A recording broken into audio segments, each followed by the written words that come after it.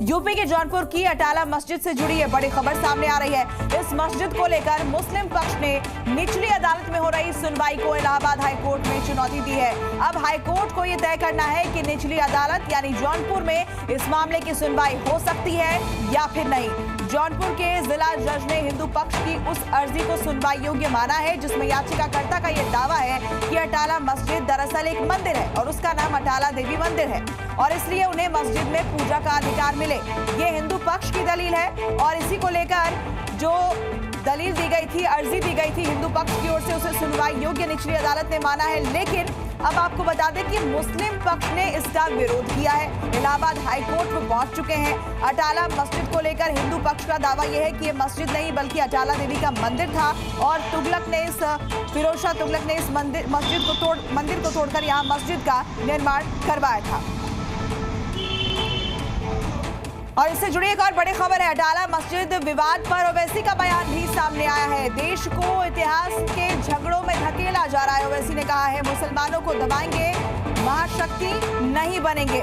इस सब के पीछे बीजेपी का हाथ है। असदुद्दीन ओवैसी की तरफ से सीधे सीधे बीजेपी पर निशाना साधा जा रहा है। बीजेपी को इन्होंने कहा है कि इन सबके पीछे अगर किसी का हाथ है तो वो बीजेपी है और देश को इतिहास के झगड़ों में धकेलने की कोशिश बीजेपी की तरफ से की जा रही है। अटाला मस्जिद को लेकर जो विवाद है उस पर ओवैसी की तरफ से ये बयान सामने आया है। ज्यादा जानकारी के साथ जी मीडिया संवाददाता तुषार जुड़ गए हैं, हम सीधे उनका रुख करेंगे। तुषार, ये पूरा मामला क्या है, जरा दर्शकों को समझाते हुए ये भी बताइए कि मुस्लिम पक्ष अब इसे लेकर इलाहाबाद हाई कोर्ट में पहुंचा है, आगे क्या होगा?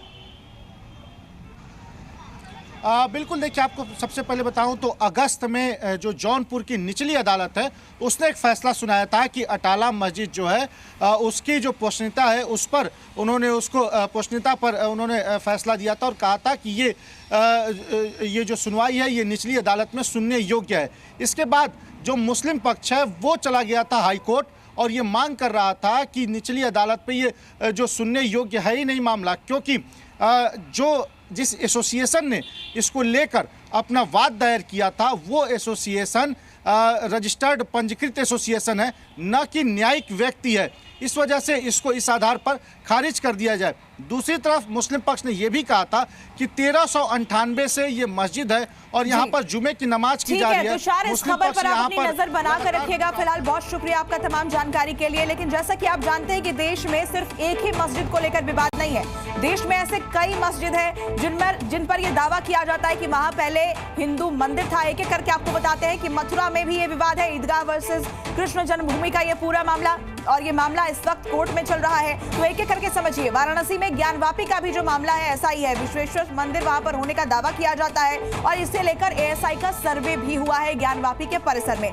धार में भी भोजशाला मस्जिद को लेकर विवाद है जिसे लेकर हिंदू पक्ष की तरफ से कहा जाता है कि पहले इस मस्जिद की जगह पर शिव मंदिर हुआ करता था और मंदिर को तोड़कर यहाँ मस्जिद का निर्माण किया गया है। तो देश में सिर्फ एक नहीं, अलग अलग जगहों पर विवाद है। ताजा विवाद जो सामने आया था अजमेर से भी आया था, जहां ख्वाजा दरगाह को शिव मंदिर बताया गया है और इसे लेकर भी कोर्ट का दरवाजा खटखटाया गया है हिंदू संगठनों की ओर से।